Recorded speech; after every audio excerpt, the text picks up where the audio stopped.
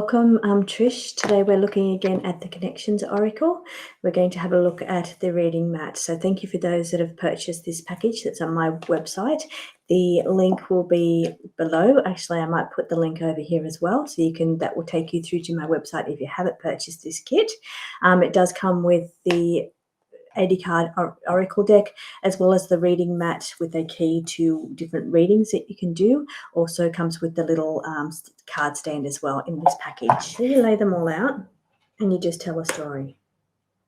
Now when you're reading, you're telling a story with your whole senses. So when you're switched on and you're tuned in, everything that's happening inside of your body is meant for this reading. It's not you. So if you're starting to feel hungry or sick in the stomach, it's related to this reading. It's not related to you feeling hungry or sick. All those things, you put aside all those emotions. If you're feeling, and that's why I always tap in when I do a reading, I'll tap into the energy first of all. Okay, I'm feeling this to be a person that feels really rushed. I'm not getting it here, but I'm just giving you an example. So, or I feel like you're very scattered, you can't think straight, you're very confused. So I always tap in first to the energy of what's going on. So, and then I use these cards as a tool to give me more information and more insight. That's why you don't need to go and grab a guidebook, because that slows your process down. So what you're doing then is you're getting out of those feelings, or you being in the state, you're grabbing a book, you're reading, and you're going into logic. You're switching over into the logic side because you're reading, you're trying to understand, you're trying to process what you're reading. So it's pushing you back into logic state. You don't want to do that. You want to stay in your intuitive state, which is your right side brain. That's why I don't believe in reading guidebooks. Now, the other thing I'd suggest when you first, because this is the first reading of this series, is that pop the cards under your pillow while you're sleeping for about a week, because that will help you subconsciously get in tune with the cards. So if I was to read this without the mat, because you don't need the mat, I would tap into the energies of the feeling. So what am I feeling with the energies here? Okay, I'm feeling slow energy here. Very slow, very peaceful, very calm. I'm feeling like this person doesn't like to rush around. They like to take it slow. They like to be steady. They like to work at a very slow pace. They don't jump into things quickly. They sit within their comfort zone, and they don't like to go far out of that comfort zone. That's just the senses that I'm picking up on. So first of all, what I'm doing is I'm tapping into how I'm feeling. So I'm going to say that. I'm going to talk about that as the opening part of my spread. Now, anything else that I'm like picking, I might be getting a download here. I might be getting drawn to talk about something that I'm either knowing that's coming through that I want to talk about. I might be hearing different words, so I'm going to say the different words as we go. Now, I find the words come up for me as I'm reading each card, not generally in the start of a read. You might also be getting visions. So sometimes you can close your eyes to get visions, and you can talk about whatever it is you're seeing. Now, I sometimes tap in and do these things before I start reading, because then the cards validate what I've said or the downloads that I'm getting. You don't have to, but eventually you will. Eventually you'll get stronger and stronger, and you will start to trust your own senses before you use the cards as a tool.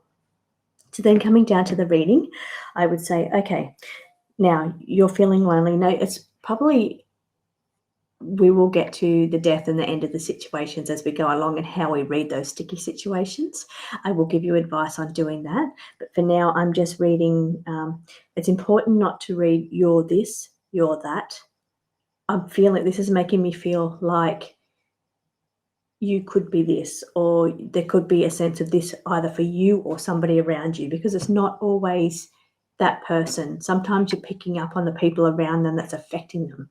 They could be affected by another person that's going through this situation. So that's why I always say you or somebody around you could be going through this, or there's some kind of energy here that's related to this.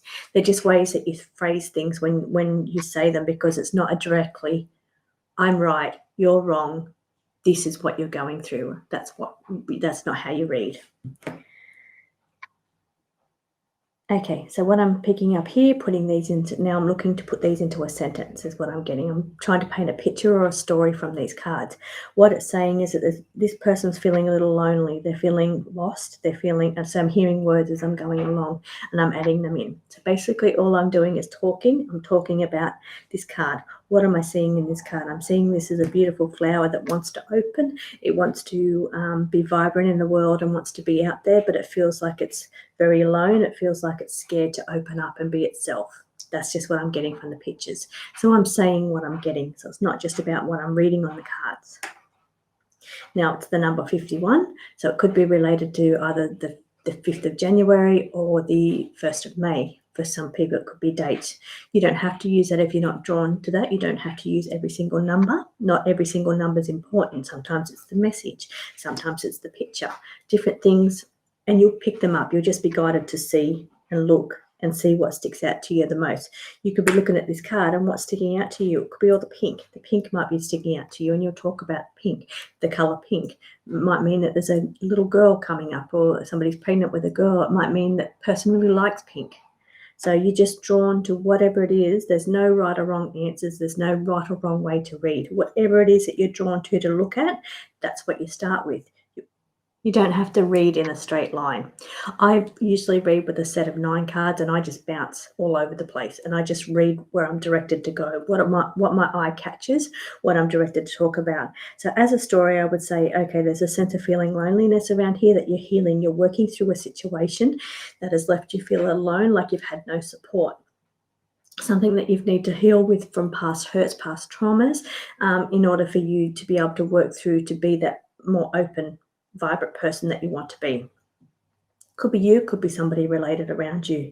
I'm seeing for you, though, I do see a fresh new start coming for you. I see that things, and you try to be as positive as possible. Sometimes you can't be, but it's always nice to show that sometimes we are just in cycles. It's not always going to be hard. We do get through things. So it's always important to try and be as positive as what you possibly can be when you're reading. So here I'm seeing that a fresh new start is coming in a way that's going to make you feel safe. It's going to allow you to feel safe. See how I've jumped from here to here and gone backwards. So you're not reading in a line of past, present, future. You're reading in whatever story jumps back and forward.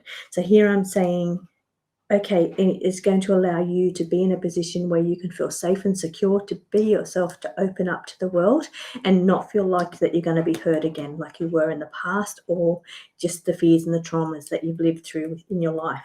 Here I feel like there's a physical connection coming up. I feel like you're going to be connected to the right people at the right time that's going to allow you to be and fulfill your purpose and do what it is that you want to do. The right people are coming into your life to allow you to do that. So I've told the story back and forth, and here I would jump back to them because I'm seeing couple here, 2 Bs here. I would jump back to this one and talk about how you're going to work together, collaborate perhaps, to be able to help you fulfill your dreams or get to where you need to be. So what I've done here is I've used words on the cards, I've used pictures on the cards, I've used words that have come through to me, and ideas and thoughts that I just open my mouth and talk. So words that have come through. I've also then been guided to jump back and forth within the story. So it's not a line following, it does jump back and forth. 2 cards validate each other, and they complete the story together. So that's my first little tutorial video. Not so much on the card. I'm going to go through the cards one by one in the videos that I do each week.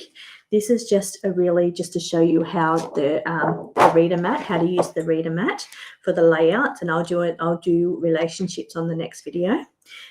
Then also to show you how to read them on their own.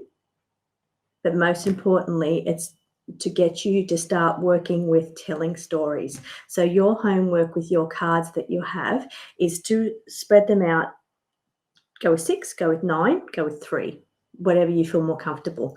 I like 9 when I'm doing a reading. I like to bounce back and forth in I have 3 and 3, so 3 sets of 3, and that's how I bounce around. So for you, your homework is to lay out cards, tell a story.